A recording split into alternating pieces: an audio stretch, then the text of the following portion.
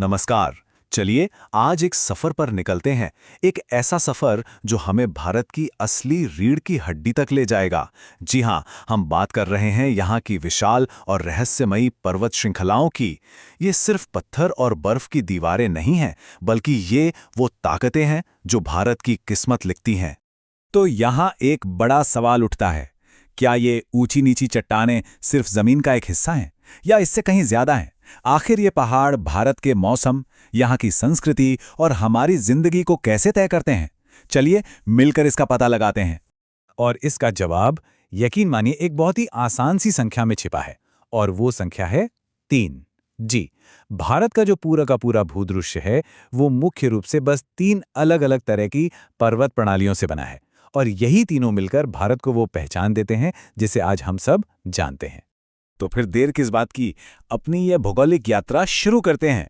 हम शुरुआत करेंगे उत्तर के ऊंचे बर्फीले शिखरों से, और फिर वहां से धीरे धीरे पूरे उपमहाद्वीप का चक्कर लगाएंगे। हमारी यात्रा का सबसे पहला पड़ाव, और शायद सबसे शानदार भी, वो है हिमालय। ये उत्तर के कह सकते हैं युवा और शक्तिशाली पर्वत हैं, जो आसमान को छूते हुए एक प्रहरी की तरह खड़े हैं। अच्छा, हिमालय को अक्सर युवा वलित पर्वत या यंग फोल्ड माउंटेन्स भी कहते हैं। अब युवा का मतलब ये नहीं कि ये कल ही बने हैं, नहीं नहीं, बल्कि भूवैज्ञानिक नजरिए से देखें तो ये काफी नए हैं। जरा सोचिए, करोड़ों साल पहले जब भारतीय जमीनी प्लेट ने यूरेशियन प्लेट से एक जोरदार टक्कर मारी, तो उसी महाटकराव से ये विशाल पर्वत शिखर आसमान की तरफ उठ खड़े हुए। कमाल है ना? तो हिमालय की सबसे बड़ी खासियत क्या है? पहली बात, ये दुनिया की सबसे ऊंची पर्वत श्रृंखला है। दूसरी, ये करीब 2400 किलोमीटर तक फैली हुई है, बिल्कुल एक विशाल दीवार की तरह।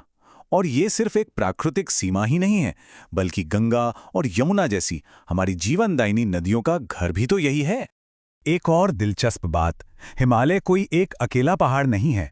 ये असल में 4 समानांतर परतों के एक पूरा सिस्टम है। अगर हम उत्तर से दक्षिण की तरफ चलें तो ये परतें कुछ इस तरह हैं। सबसे पहले आता है ट्रांस हिमालय, फिर महान हिमालय जिसे हिमाद्री भी कहते हैं, उसके बाद आता है लघु हिमालय यानी हिमाचल, और सबसे आखिर में सबसे नई परत है शिवालिक श्रृंखला। चलिए अब इन चारों को जरा और करीब से देखते हैं। सबसे ऊपर सबसे उत्तर में है ट्रांस हिमालय। यहीं पर दुनिया की दूसरी सबसे ऊंची चोटी K2 है। फिर आता है महान हिमालय, जो अपने नाम की तरह ही महान और सबसे ऊंचा है। माउंट एवरेस्ट, कंचनजंगा, ये सब यही हैं, हमेशा बर्फ से ढके हुए। इसके ठीक नीचे है हम सबका पसंदीदा लघु हिमालय, जहां शिमला और मसूरी जैसे हिल स्टेशन बसे हैं। और सबसे आखिर में सबसे बाहरी हिस्सा है शिवालिक, जहां देहरादून जैसी खूबसूरत दून घाटियां मिलती हैं। तो ये तो हुई उत्तर के युवा पहाड़ों की बात।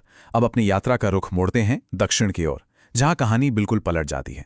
यहां हमें मिलते हैं भारत के प्राचीन यानी सबसे पुराने पर्वत। देखिए, अगर हिमालय युवा और जोशीले हैं, तो ये प्रायद्वीपीय पर्वत बुजुर्ग और शांत हैं। इन्हें पुराने वलित पर्वत कहते हैं। पता है क्यों? क्योंकि लाखों करोड़ों सालों की बारिश और हवाओं ने इन्हें घिस घिस कर, तराश कर चिकना और गोल बना दिया है। इसीलिए तो इनकी चोटियां हिमालय की तरह नुकीली नहीं, बल्कि ज्यादातर गोलाकार होती हैं। और इस प्राचीन प्रणाली में कई बहुत ही महत्वपूर्ण श्रृंखलाएं आती हैं, जैसे कि अरावली, विंध्य और सतपुड़ा। और हाँ, हमारे तटों के किनारे बसे पश्चिमी और पूर्वी घाट। और इन सब में भी अरावली का जिक्र करना तो बनता है। इसका स्थान बहुत खास है। ये सिर्फ भारत की ही नहीं, बल्कि दुनिया की सबसे पुरानी पर्वत श्रृंखलाओं में से एक है। सोचिए, हिमालय से भी करोड़ों साल पुरानी, और ये गुजरात से लेकर दिल्ली तक फैली हुई है। अच्छा, अब बात करते हैं भारत के 2 तटीय प्रहरियों की, पश्चिमी घाट और पूर्वी घाट। इन दोनों में एक बड़ा फर्क है। पश्चिमी घाट जो है वो एक लगातार चलने वाली दीवार जैसा है। ये मानसूनी हवाओं को रोकता है, और इसीलिए यहाँ जबरदस्त बारिश होती है। दूसरी तरफ पूर्वी घाट बीच बीच में टूटा हुआ है, और इसी वजह से यहाँ बारिश भी कम होती है। तो चलिए अब फटाफट प्रायद्वीपीय भारत की कुछ सबसे ऊंची चोटियों पर नजर डालते हैं। सबसे पहले पश्चिमी घाट की सबसे ऊंची चोटी अनाईमुडी, जो है 2695 मीटर ऊंची। इसके बाद है भारत की सबसे पुरानी पर्वत श्रृंखला अरावली, इसकी सबसे ऊंची चोटी है गुरु शिखर, 1722 मीटर। और फिर आता है पूर्वी घाट, जिसकी सबसे ऊंची चोटी है महेंद्रगिरी, जो 1501 मीटर ऊंची है। चलिए अब अपनी यात्रा का आखिरी पड़ाव देखते हैं। हम चलते हैं पूर्व की ओर, जहां हमें मिलती है भारत की तीसरी और आखिरी पर्वत प्रणाली, यानी हरी भरी और घने जंगलों वाली पूर्वांचल की पहाड़ियां। असल में ये जो पूर्वांचल है ना, ये हिमालय का ही पूर्वी विस्तार है। होता क्या है कि दिहांग गॉर्ज के पास पहुंचकर हिमालय अचानक दक्षिण की ओर मुड़ जाता है, और बस यही पहाड़ियां आगे चलकर म्यांमार के साथ भारत की सीमा बना देती हैं। इस इलाके में ना नागा, मिजो और गारो खासी जयंतियां जैसी बहुत ही प्रसिद्ध पहाड़ियां हैं। ये पूरी तरह से घने जंगलों से ढकी रहती हैं। और आपको पता है, दुनिया के कुछ सबसे ज्यादा बारिश वाले इलाके भी यही हैं। ये सब मिलकर पूर्वोत्तर भारत का वो अनोखा और खूबसूरत नज़ारा बनाते हैं। तो लीजिए, हमने उत्तर के युवा पहाड़ों को देखा, दक्षिण के बुजुर्ग पर्वतों को समझा और पूर्व की हरी भरी पहाड़ियों की भी सैर कर ली। पर अब सबसे बड़ा सवाल, आखिर ये तीनों मिलकर भारत के लिए इतने जरूरी क्यों हैं? ये क्यों मायने रखते हैं?